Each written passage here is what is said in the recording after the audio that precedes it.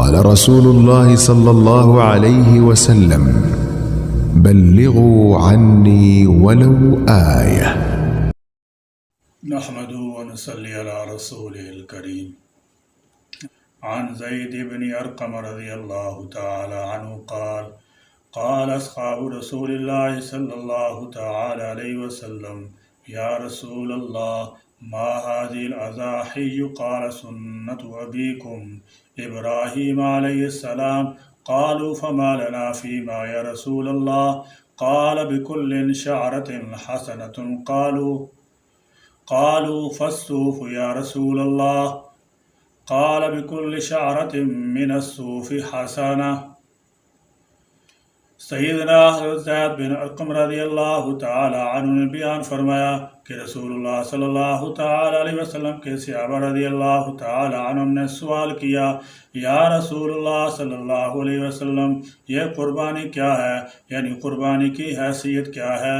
آپ صلی اللہ تعالی علیہ وسلم نے فرمایا: تمہارے باپ ابراہیم علیہ السلام کی سنت اور طریقہ ہے۔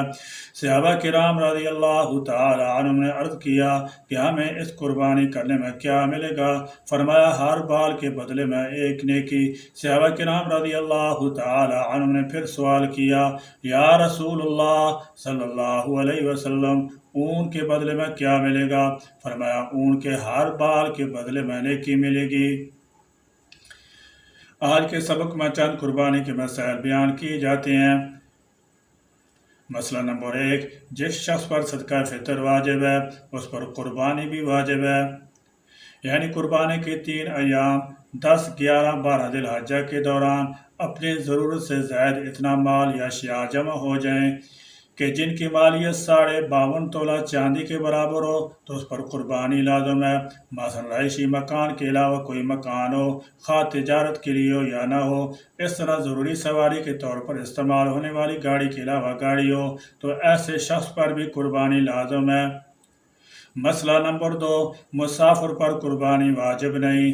مسئلہ نمبر 3، قربانی کا وقت 10ویں تاریخ سے لے کر 12ویں تاریخ کی شام تک ہے۔ 12ویں تاریخ کا سورج غروب ہو جانے کے بعد درست نہیں۔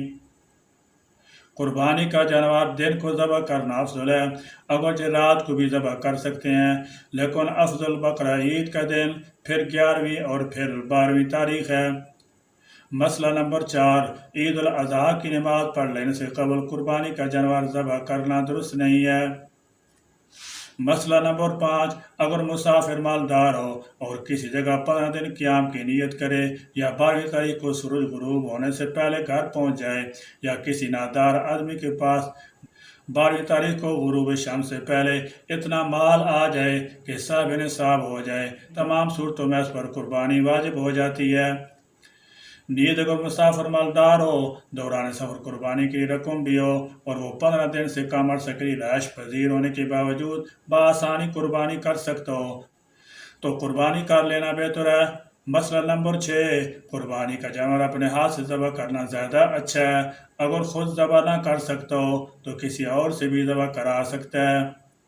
بعض لوگ قصاب سے ذبح کراتے وقت ابتداءً خود بھی چھری پر ہاتھ رکھ لیا کرتے ہیں۔ ایسے لوگوں کے لیے یہ ضروری ہے کہ قصاب اور قربانی والے دونوں مستقل طور پر تکبیر پڑھیں۔ اگر دونوں میں سے ایک نے نہ پڑھی تو قربانی صحیح نہ ہوگی۔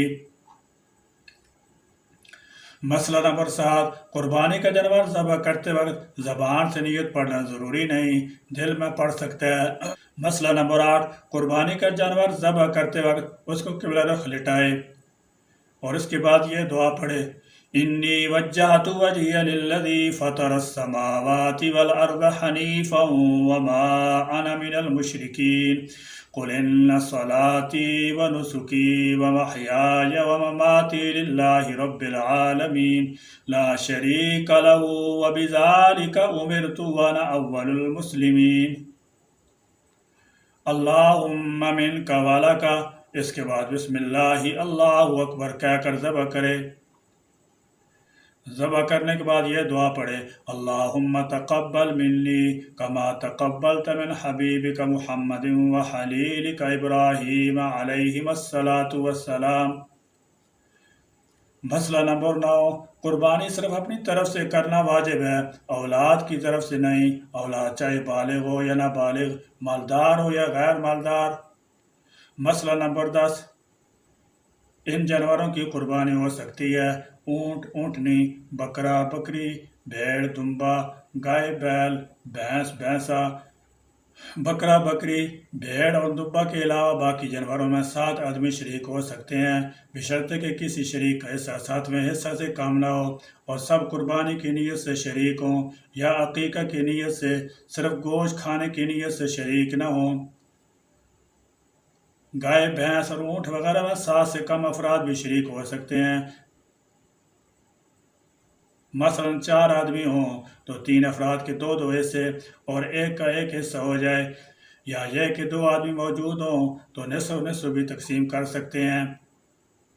اسی طرح اگر کئی افراد مل کر ایک حصہ ایصال ثواب کے طور پر کرنا چاہیں تو یہ بھی جائز ہے، البتہ ضروری یہ ہے کہ سارے شرکاء اپنی اپنی رقم جمع کر کے ایک شریک کو ہبہ کر دیں اور وہ اپنی طرف سے قربانی کر دے۔ اس طرح قربانی کا حصہ ایک کی طرف سے ہو جائے گا اور ثواب سب کو ملے گا۔ مسئلہ نمبر 11، اگر قربانی کا جانور اس نیت سے خریدا کہ بعد میں کوئی مل گیا تو شریک کر لوں گا، اور بعد میں کسی اور کو قربانی یا عقیقہ کی نیت سے شریک کیا تو قربانی درست ہے، اور اگر خریدتے وقت کسی اور کو شریک کرنے کی نیت نہ تھی بلکہ پورا جانور اپنی طرف سے قربانی کرنے کی نیت سے خریدا تھا، تو اب اگر شریک کرنے والا غریب ہے تو کسی اور کو شریک نہیں کر سکتا، اور اگر نادار ہے تو شریک کر سکتا ہے، البتہ بہتر نہیں۔ ایک جانور قربانی کرنے کے لیے خریدا، اگر اس کے بدلے دوسرا حیوان دینا چاہے تو جائز ہے، مگر یہ لحاظ رکھنا ضروری ہے کہ دوسرا حیوان کم از کم اسی قیمت کا ہو۔ اگر اس سے کم قیمت کا ہو تو زائد رقم اپنے پاس رکھنا جائز نہیں بلکہ صدقہ کرنا ضروری ہے۔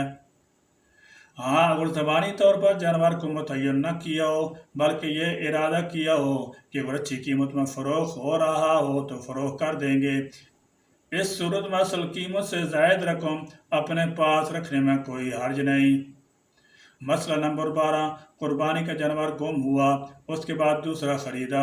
اگر قربانی کرنے والا امیر ہے تو ان دونوں جانوروں میں سے جس کو چاہے ذبح کرے، جبکہ غریب پر ان دونوں جانوروں کی قربانی واجب ہوگی۔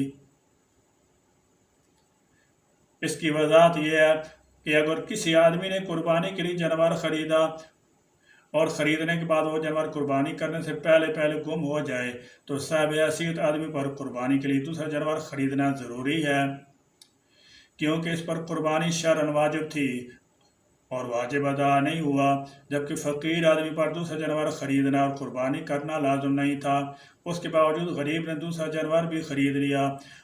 اب اگر مالدار اور غریب ہر دو کا پہلا گمشدہ جانور مل جائے تو امیر پر صرف شرعی واجب قربانی کا ادا کرنا لازم ہے، جس جانور کو ذبح کر دے گا کافی ہے، جبکہ غریب پر خود سے واجب کردہ جانوروں کی قربانی کرنا لازم ہے۔ اس کی تفصیل کچھ یوں ہے کہ امیر آدمی پر نصاب کی وجہ سے قربانی واجب تھی، اس نے وہ ادا کر دی، اس کے حق میں جانور متعین نہیں ہوا تھا، اس سے اختیار ہے کہ جس جانور کو چاہے ذبح کر دے، جبکہ غریب آدمی پر قربانی لازم نہیں تھی، غریب نے خود جانور خرید کر اپنے اوپر قربانی کو لازم کر لیا اور جو جانور اس نے خریدا وہ بھی متعین ہو گیا۔